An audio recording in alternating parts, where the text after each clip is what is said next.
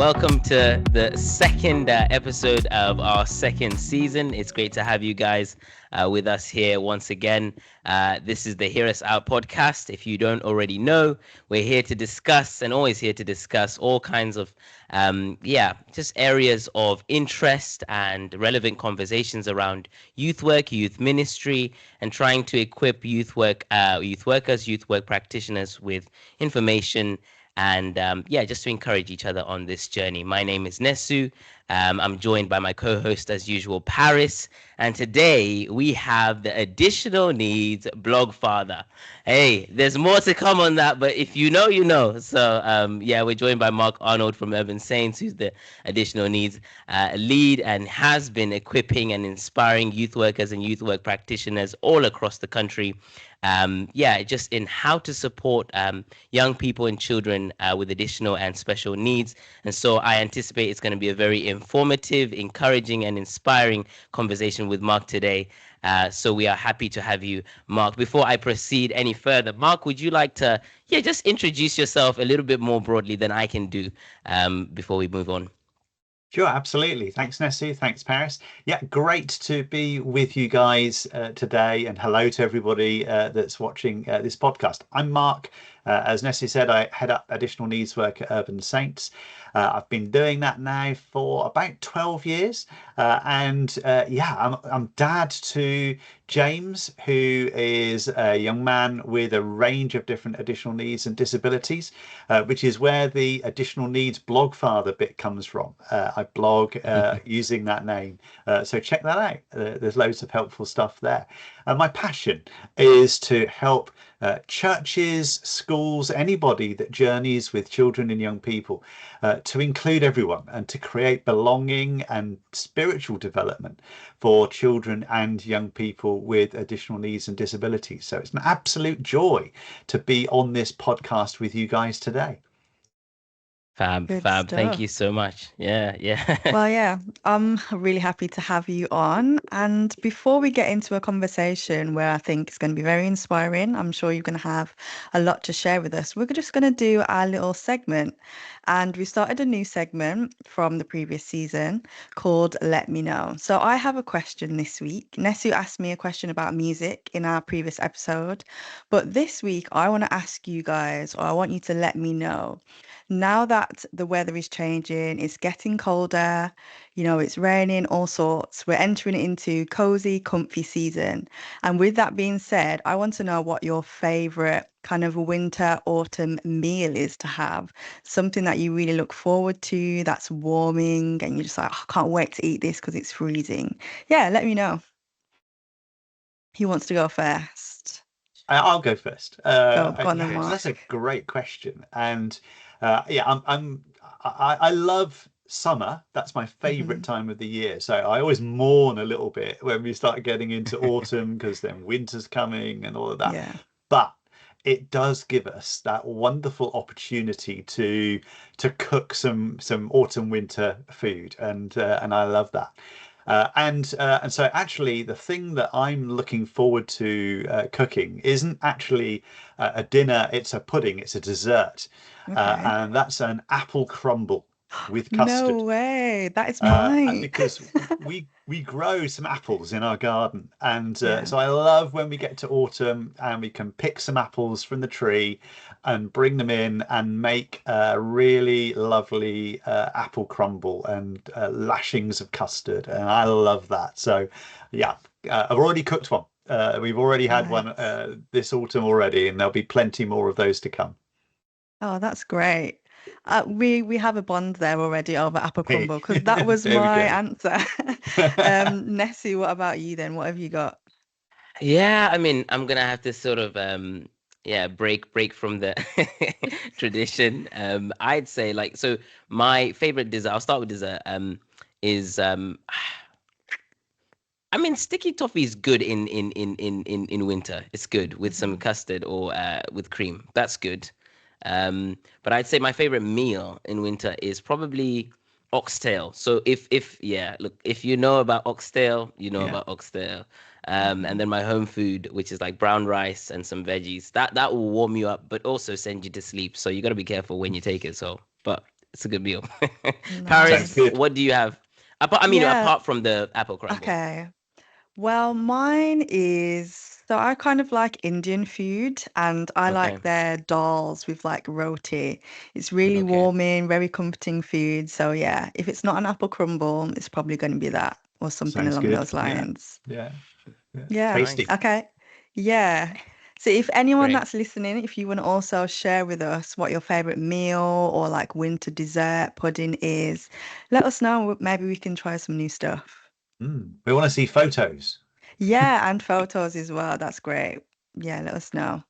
That'll be cool. Cool. So what we usually do on the pod is just to have a scripture that kind of provides a point of departure for the discussion to kind of foreground, yeah, what we talk about and how we navigate the topic. So we usually bring our own kind of a scripture that we feel impressed upon our hearts. But Mark, we'd like to invite you. I mean, is there anything that readily comes to your mind as a kind of scripture, or at least something biblical that you kind of think, okay, kind of provides a sort of grounding or a base or a foundation for the work you do and what you think of? That's a really good question. I mean, so many to choose Yeah. from, really. But Yeah. yeah, let me just start with that well-known story where families were bringing their children to Jesus. Mm, And the disciples tried to get in the way and said, "No, don't bother the master." And Jesus said, mm, "No, let the children come to me because the kingdom of God is made of such as these." yeah. And what I find really interesting in the context of what we're talking about today and additional needs work that I do is Jesus didn't go on to say, "Oh, except that one over there who can't Mm, walk, or that one over there who runs around a lot and makes some noise, or that one over there who can't see. Don't let them come." He didn't mm, say that. He said, "Let yeah. all the children come to me." Mm, And that's what we want. That's what we're striving for in Urban Saints. That's what I'm, passionate about in my work in the additional needs space is to help every child, every young person, no matter who they are, no matter what they're journeying with, they still, have that opportunity to encounter our wonderful Savior Jesus Christ and to yeah. learn about Him and to give their lives to Him. Mm, Mm, mm, absolutely. Well, yeah. with that being Good. said, then, you've told us in your introduction that, you have a son with additional needs, but Mm. can you just take us on that journey of how things started for you in kind of advocacy of other children with additional needs? Yeah, what was that kind of the start of that journey like for you as a father Yeah. and just as someone in ministry?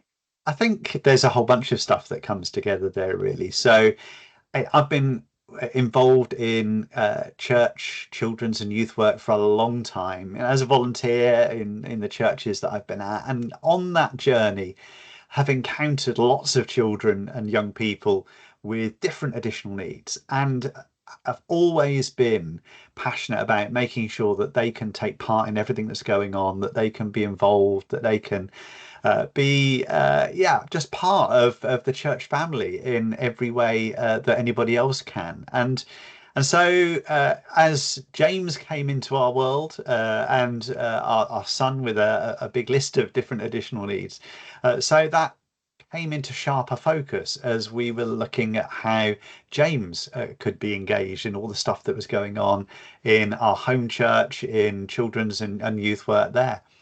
And so with those things in there already, then when in Urban Saints, we made a decision that members of the team could take a little bit of their time to start a project, something that was involved in Christian children's and youth work. That's who we are. That's what we do. But maybe something where we saw there was a gap, or where something that we could add to the national conversation about this. It was a natural thing for me to pick this area of additional needs in children and young people. At the time, I was Chief Operating Officer at Urban Saints, so this became a little side area that just started to rapidly grow. And the more we started talking about it, the more we were getting people contacting us to say, "Yeah, we'd love to find out more. We'd love to get some training. We'd love to get some help and consultancy and all the things that we were starting to offer." And so it started to build and grow and develop until probably about 8 years ago now, when that part-time little bit on the side of my ops job that I'd been doing had become probably a full-time job all on its own. So I was juggling both. It became time to focus on this area of additional needs. And so for the last 8 years, I've been full-time helping churches and other organizations, mostly in the Christian sphere, but some outside of that, to start this journey or continue on the journey of helping every child and young person to belong and to be included and to be able to access everything that's happening in their churches. And what a joy that is, to be doing that every day and to see the fruit of that across the nation as we've been active in that space for quite a while now. That's great. And I guess with that, you've had your kind of own learning journey with it. Obviously, you may have been familiar with the additional needs of your son, but I guess as you're trying to branch out and cater to many different types of additional needs, you've learned a lot along the way. Oh, absolutely. Every day's a school day, as the saying Yeah. goes. And yeah, absolutely, that's true in the work I do. I don't think I've done a single training event or spoken at a seminar or written something and had to research for it where I've not learned loads of new stuff. And the people I've met that have shared with me, I'm thankful to them too for the wisdom that I've gleaned from them. So yeah, and I certainly don't know it all. There's still more to learn, and I look forward to that journey too. But yeah, it's great to be able to pick up that knowledge, pick up that learning, and then be able to think about how to pass that on to other people that I meet, whether that's church, children's, youth, families workers, church leaders, parents, carers, guardians, whoever it is who's journeying with children and young people with additional needs and who themselves want to grow on that journey and to learn more for themselves and to then pass that on. So it's got a ripple effect. The more we learn, the more we pass on, the more people then are able to share that further, and that just grows and grows. Yeah, absolutely. Yeah, yeah, absolutely. And on that topic of a ripple effect. So here's the thing. Mark wrote, well, he actually had an interview with Christian Daily International in November 2024. And that article is recorded. You can find it on the internet, and it just talks about, yeah, what it looks like to make, our in communities and spaces more inclusive for young people with additional needs and special needs. And one of the things that, you kind of that was apparent from your discussion with the host was this, that actually, even as your own journey has sort of grown and developed, and you've been doing this, and your whole portfolio has just absolutely expanded. Likewise, the UK has actually, developed, because oftentimes when we talk about stuff like this, we can easily kind of highlight the difficulties, the challenges, and the gaps. But it's worth noting that actually, I think you've been a real pioneer in terms of being at the forefront and the cutting edge of how we can be more inclusive. And that's had a huge effect, I think, on the UK. It's part of the reason now why, even though we have shortcomings as a country, they are, compared to other regions, we tend to be more inclusive and more accommodating in this respect. So just to thank you for all the work that you've done. We'll get onto some of the impact that you've had and that I've even benefited from later, but it's really been quite significant. And I think, even for example, you've got organizations like the Church of England last year as well, who were giving sort of like a grant. They granted about 2.4 million pounds towards additional needs and neurodiversity and some of these spheres that need a lot more investment and attention. So just to highlight that fact that even as your own journey has taken off, it's really had a huge ripple effect, as you said, on the wider landscape. So we thank God for you and the work that you've been doing. So riding on the back of what we are saying and how we've noted that there are some positives, even within the UK, what would you then say are some of the misconceptions that people have, communities have, youth workers have, industries have, people have, about young people and children with additional needs or special needs, and how do you go about sort of combating those things?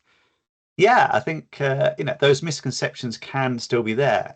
What you were just saying about that societal change in the last few years, and our society being one that embraces difference more perhaps than it did, and hugely good to see that happening across the country. There are still, nevertheless, lots of misconceptions out there that that we need to help people to think differently about.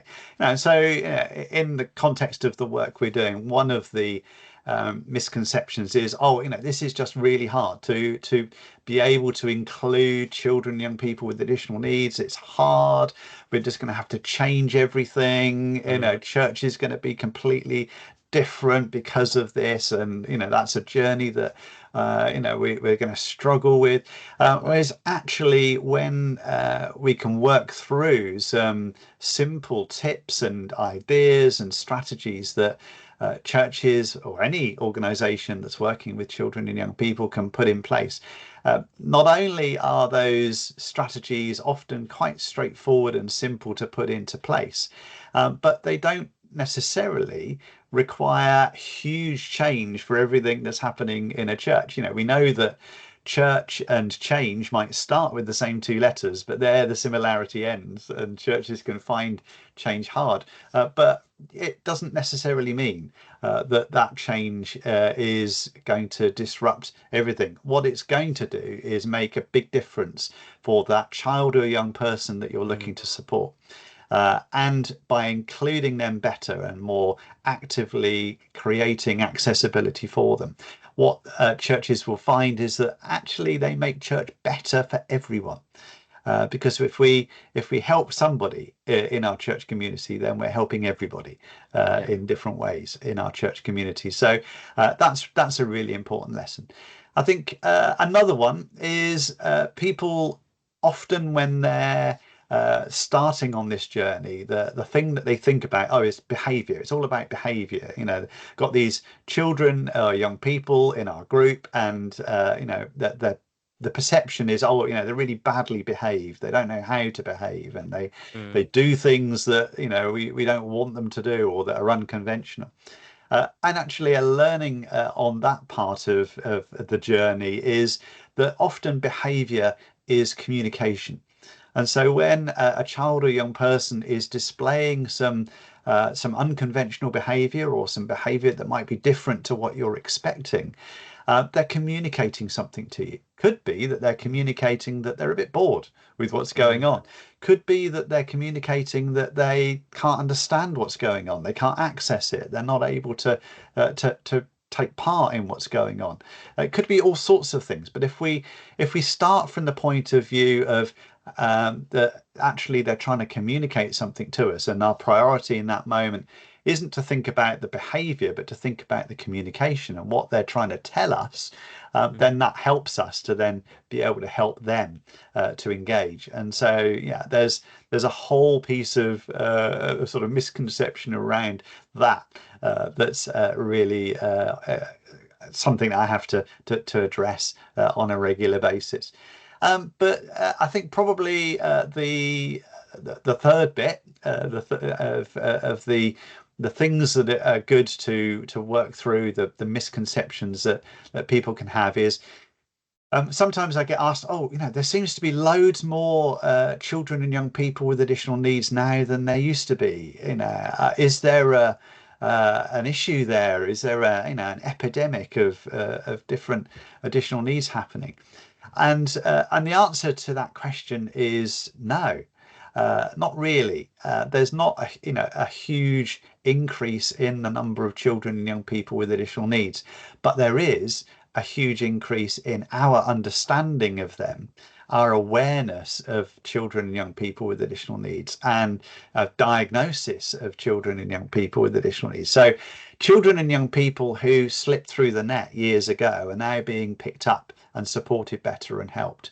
And that's why today, as many families are taking their children through a diagnosis process, we're getting lots of parents who are sort of ticking the same boxes as their kids as they're going through that process as well, and realizing that maybe there's something that they're finding out about themselves too. And we're particularly noticing that in mums, because girls slip through the net quite a bit in the past. But now mums realizing, hey, I'm ticking these boxes. Maybe there's something here that I need to look at more. So there's just three different misconceptions of many that we're working through as we share what we do and how to be supportive with the folk that we journey with. Mm. Wow. Something that I like that you mentioned is the use of the word unconventional.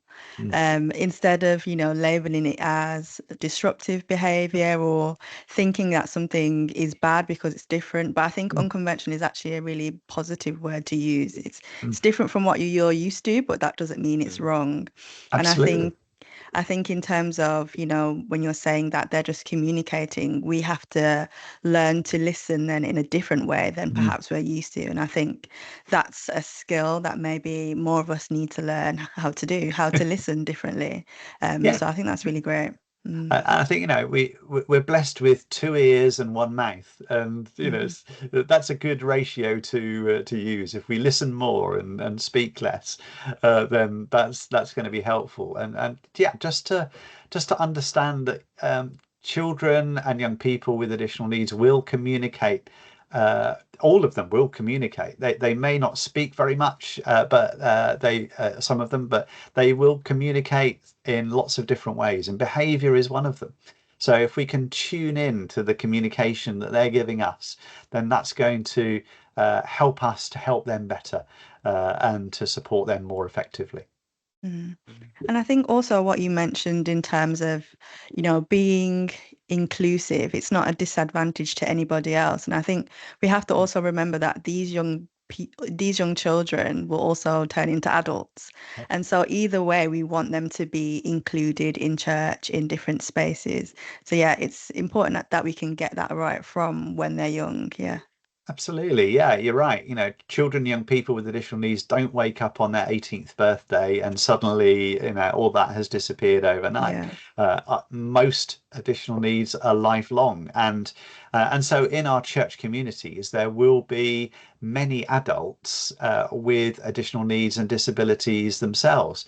Some of them undiagnosed, some of them even unaware that they're journeying with that additional need or disability. They might recognize that there's something different about themselves, but they don't know what. So if Mm. we get this right for the children and young people that we're journeying with, we're likely to be helping many adults in our church communities to belong and be engaged in everything that's happening, and to thrive as part of our church community. Absolutely. So, from a biblical perspective, then, when you're giving training and sharing examples, Mm. what stories from the Bible do you kind of use as examples to share with how to kind of deal with those with additional needs? How was it dealt with back then from a cultural kind of perspective? Yeah, which Mm. ones do you kind of go to? Oh, there's loads. I love to tell Jesus stories. Hmm. Jesus encountered many people with disabilities, additional needs, health conditions in his ministry on earth. Uh, One of my favorites is Bartimaeus. Hmm. Bartimaeus, who is blind, begged for a living on the road from Jericho to Jerusalem. And on the day that he met Jesus, Jesus was heading towards Jerusalem. It was actually the journey that would take Jesus to Palm Sunday and then Easter beyond. So it was right at the end of his 3 years ministry on earth. And as he went past where Bartimaeus begged for a living, Bartimaeus heard the commotion and asked what was going on. And somebody told him it was Jesus and all of his disciples. And Bartimaeus, who had clearly heard about Jesus, knew who Jesus was and what Jesus had been doing, cried out to Jesus and said, "Jesus, Son of David, have mercy on me." And in that moment, what happened next to Bartimaeus is what can happen all too often to children, young people, or adults with additional needs and disabilities today in our churches. He was told to shut up, not be a bother, keep out of the way, be quiet. Thankfully, Bartimaeus ignored that advice and he called out to Jesus again, "Jesus, Son of David, have mercy on me." And Jesus heard him and invited Bartimaeus to come to him. And so there's Bartimaeus, a man who's blind, in front of Jesus, who's for the last 3 years been preaching, teaching, healing people. The crowd would have been gathered round. There'd have been expectation and excitement in the air. I think if it was happening today, everybody would have their phones out, wouldn't they? They'd all be videoing it. They'd all be trying to get it up on TikTok and YouTube. And there's expectation and excitement. And then Jesus does something unexpected. And it's the unexpected thing that Jesus does next, which is a really helpful teaching moment for us on this journey, because Jesus looks at Bartimaeus and he says, "What would you have me do for you? What do you want me to do for you?" You can just imagine the crowd, they'd be astonished. Well, it's Bartimaeus. He's blind. You've been going around healing people for 3 years. What do you think he wants from you? But Jesus didn't assume. And he didn't decide on Bartimaeus's behalf what he wanted. He gave Bartimaeus the dignity and respect and agency to be able to say for himself what it was that he wanted, to speak for himself and share that with Jesus. And Bartimaeus said, "I want to see." And so Jesus then gave him his sight. But that question, "What would you have me do for you?" That's a question that we don't ask enough in our churches, of the families, of the children and young people that we're journeying with that have additional needs. If we ask that question right at the beginning, what would you have us do for you? What's hard? What's challenging? How can we make a difference together? Then that would make a big difference. Instead of sometimes we end up doing or trying to do inclusion unto people rather than with them. Really important to do that with them. And if you want another one, I'll give you another story. And the other story that I love to tell is the story of the woman who had a condition that made her bleed. And she'd had the condition for years. She'd spent everything she had with doctors trying to find cures. You shudder to think of what she'd been through for such a long time. And she heard about Jesus, and she heard that Jesus was coming through the area where she was. And she thought, if I can go to him, if I could just reach out and touch his robe. I mean, she was in such a place that because of her condition, because in that culture as a woman, to approach Jesus and ask him, would have been incredibly difficult. But she thought, if I could just reach out and touch his robe, maybe I could be healed. And so she gets herself in position. And Jesus and his disciples and everybody's going by, and she manages somehow to reach through and touch his robe. And in that instant, she's healed, and she knows it. And she feels the transformation. And wow, that's incredible. That's amazing. But then Jesus stops. Jesus starts going on about who touched me. Somebody touched me. I felt power leave me. And the disciples are saying, well, everybody touched you.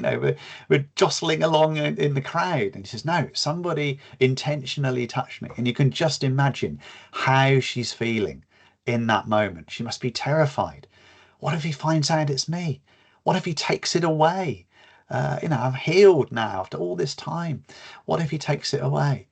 And I think that it's one of the bravest things in the Gospels that we read, when she comes forward and says that it was her.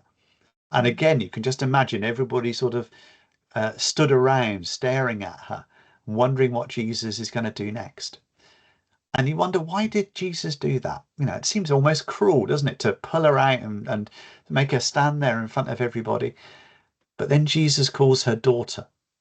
And Jesus publicly, as rabbi in front of everybody, declares that she is well. Now, if she'd just slipped away when she touched Jesus's robe, would anybody have believed her? Would anybody have honestly accepted her testimony that she was healed? But Jesus, in calling her daughter, in declaring her well in front of everybody, brought her back into the heart of community and society again. And that's what we want for the children, young people, families that are journeying with additional needs today. We want them to be at the heart, at the center of everything that's going on. We want them to be daughter, to be son, to be brother, to be sister, to be part of our church family, to be included. and to be able to do everything that anybody else can.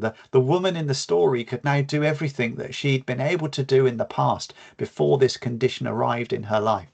Now she could do all that again. And that's what we want for everybody that we're journeying with on this particular part of our ministry as well. So those are two stories of many, but check out many of the stories of Jesus encountering somebody with a health condition, a disability, an additional need of some kind, time and again. There's depth to what he teaches us there. It's more than just Jesus meets somebody with a disability, heals them, and they move on. There's loads going on in those stories. Yeah, very powerful stories. And what we'll do is we'll leave some of the references to the stories in the description so you guys can have a read. But with that being said, then, do you think that as churches, we need to kind of have more sermons on some of these stories that you've just shared with us? I think it's that thing of where Jesus kind of publicly acknowledged like that woman, as you were saying. And, as a church, do we need to publicly acknowledge people with additional needs more, to welcome them in, to not let it just be a case where we'll include you, but it's kind of, behind the scenes over there. But we want to, publicly have people share experiences and preach on those things because they're in the Bible. So Mm. why not share more about them? And why do you think perhaps churches don't do that as often? Yeah, I think absolutely we need to see, these stories and these encounters being preached on and shared, because if we're preaching those things, if we're teaching on those things, if we're sharing those stories, if we're opening people's minds to what Jesus is showing us there, then time and time again we can see that those learnings that are so relevant to us today, that show us how to include everyone. Jesus included everybody. The people that were on the margins were the people that he spent most time with and engaged with the most. They mattered to him, and they matter to him today as well. And so, the folk that are in our church community that, for all kinds of reasons, find themselves on the margins, on the edges, they're the people that Jesus would be spending time with if he was on earth now. And it's our job to be Jesus to everyone, including those people that are on the margins. And so we need to preach and teach about it. Sometimes when I'm out doing training at a church, I'm often doing training on a Saturday because that's when volunteers can be gathered together to do a bit of training. And sometimes a church will say to me, would I stay over and preach on a Sunday morning and just share some stories like the two that I've just shared? And I'm always delighted to do that. And so I'll share those stories and others, and just unpack what Jesus is teaching us today, because it's so powerful. Sometimes people might disagree with me and the direction I go on when I'm talking about how we should be including everybody in our churches. There are churches out there who just don't see that as part of what they want to do. And I say to them, you can absolutely disagree with me if you like, but don't disagree with Jesus. Look at the stories in the Gospels of what Jesus did and who Jesus met, and follow his example. If you don't want to follow my example, that's up to you. But follow Jesus's example, because that's what we're called to do. That's what he commanded us to do. Mm-hmm. Wow. Yeah, that is insightful. Yeah, and I think even sort of thinking about the misconceptions that you offered, a little earlier on, I think some of those things around, oh, it's going to be so much work, and maybe people feel under-resourced, Mm. whether that's, within their own sort of mental, physical bandwidth, but also just actually financial resource. They think, oh, it's going to be a huge project. We're going to be completely, swept up by this whole movement, that it would seem. But as you said, you can't disagree with the narrative that Jesus, Mm. pioneered. You talked about training briefly. You've touched on that, sort of, as an aside, as we've discussed. But what kind of training, what kind of help and support do you offer individuals, institutions, organizations, and practitioners who are interested in taking up that challenge to try and include people with additional, or young people with additional needs, or special needs more, and children with additional needs more? What do you offer them, and how can they partake of what you have to offer and the experience that you've gained over the years? Yeah, there's loads that we offer to anybody that wants to take some steps forward in this area. Everything that we do can be found on our website, urbansaints.org/additional needs. And so go there to find out more information about what I'm going to share. But we offer a range of training programs. So there are 7 different training programs, but there's a really great foundation one called Supporting Children and Young People with Additional Needs. And it does exactly that. It provides anybody on that training with the tools and resources and ideas and inspiration to be able to go back to their children's work, their youth work, their families' work, the area they're involved with, and have some things ready-made that they can use to make a difference for the children and young people that they're journeying with. We also offer a bit of a consultancy service called All Inclusive to You, which can either be something done remotely or in building, where either myself or another volunteer from our team will come and have a look at the children's and youth work that you're doing and offer some ideas and some helpful thoughts about ways in which you could make that work even more effectively for children and young people with additional needs. We have communities that we're building that you can be a part of, and in that community learn and grow together. So we've got a community called the Additional Needs Alliance, and the Additional Needs Alliance is a space where there are over 3,500 people now who go on that journey together of growing and learning and developing skills and ideas together. People share the stuff they're doing, they ask questions, they share resources. There's loads that goes on through that community as well. And as was mentioned right at the beginning of the podcast, I spend quite a lot of time doing writing. So there are articles, there's the blog page that I run called the additionalneedsblogfather.com. Check that out, and there's loads of content there that can be helpful for anyone who wants to know more about how to get going in bringing about change for the children and young people that they're journeying with. So those are just some of the ways that we're supporting churches, organizations, schools, a whole bunch of different people, individuals who want to just understand more about how to bring that belonging to everyone and to create a space where every child and young person can take part in everything that's going on. Great. There's loads there.